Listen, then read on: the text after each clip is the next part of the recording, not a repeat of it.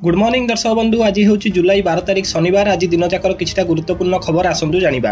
तेबे प्रथम खबर, आंदोलन भितर स्वाभाविक है बस चलाचल। गतकाली बस चलिबा नै पुरी रे होइतिला निष्पत्ति। अप्रीतिकर परिस्थिति उपजिले सुरक्षा देबे सरकार। बस चलिला, आंदोलन संपूर्ण बंद हेलानी। आज भी निजर दाबी पूरण दाबी रे अटल ड्राइवर महासंघ।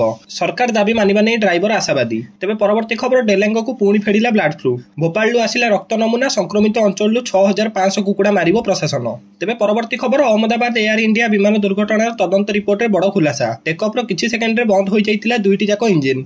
हठात रन कट ऑफ स्थिति को चली जाइतिला फुएल स्विच। तेबे परवर्ती खबर, आज ओडिशा फेरिबे विरोध दल नेता नवीन पट्टनायक। स्वतंत्र विमान ने मध्याह्न भुवनेश्वर में पहुंचे बीजेडी मुखिया। जुलाई 20 चिकित्सित होगा जाइतिले मुंबई।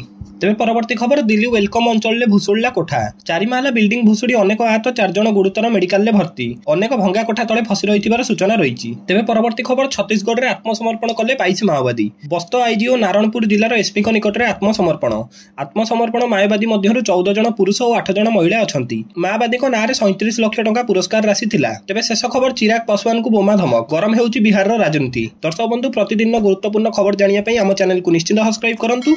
जय जगन्नाथ, धन्यवाद।